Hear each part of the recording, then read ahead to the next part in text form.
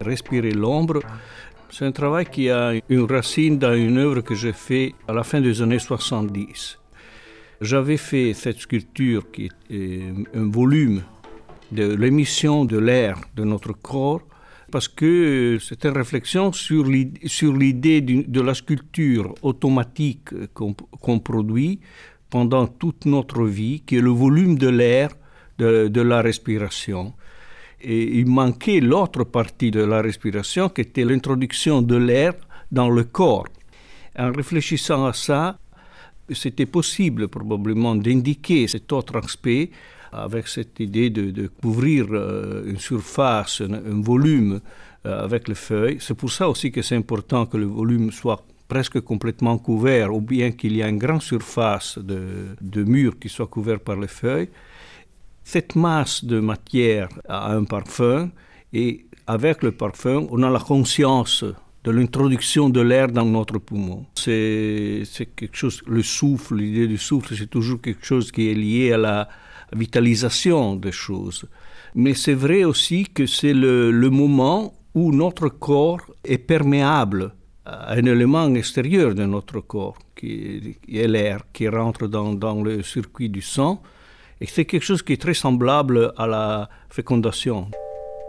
Alors, il y a cet aspect de vitalité dans l'idée de la respiration.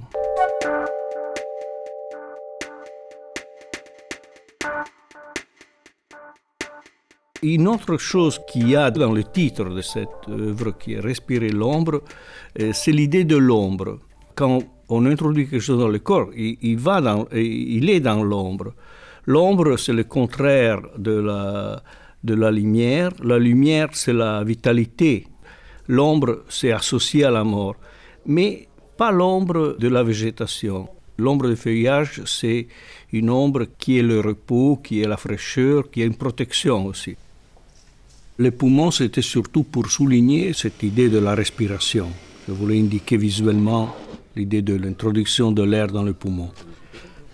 La dorure, c'est lié au fait que l'or, c'est une matière qui est acceptée par notre organisme, il n'y a pas de rejet sur l'or. C'est une matière qui peut être associée à notre corps. Et aussi pour associer l'idée de l'intérieur, de l'ombre intérieure avec une idée de vitalité, de vie, et la lumière donne cette sensation de vie et de lumière.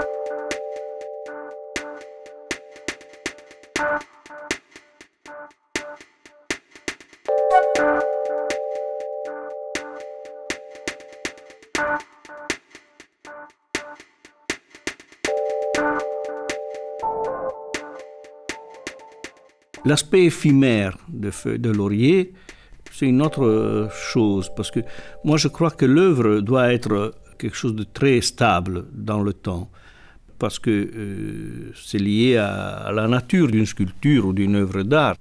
Elle occupe un espace spécifique.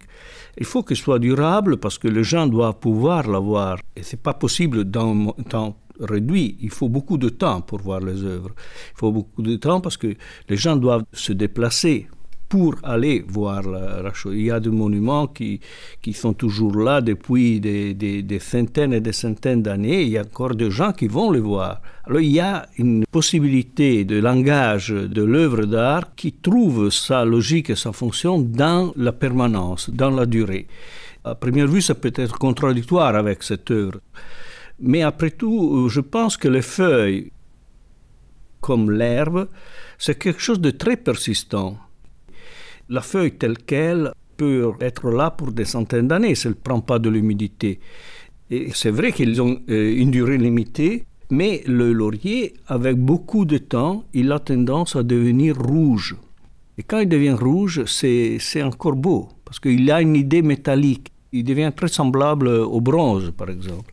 Mais bien sûr, moi, je suis très content de pouvoir, si les gens disent, moi, je refais la pièce chaque 2-3 années, quand la couleur a changé, je vais la refaire. Ça fait partie de l'idée de l'œuvre. Il y a une autre chose qui m'a toujours intéressé dans le laurier, c'est le fait que si on s'approche au laurier et on le touche, il y a le parfum qui se dégage. Et je pense que ça a été à la base du mythe de Daphné, la nymphe qui a été transmutée en plante par Zeus pour échapper à Apollon. La raison de cette histoire, c'est basé sur l'observation de cette plante. La raison aussi par laquelle cette plante était utilisée dans les jardins, dans la Méditerranée, c'est parce qu'elle chasse les moustiques. Les moustiques n'aiment pas et elle dégage l'odeur pour les insectes, pour les moustiques, pour tous les animaux. Et c'est une défense de la plante. Cet aspect que par une observation de la nature, il y a une histoire mythique qui s'est créée, je trouve ça extraordinaire.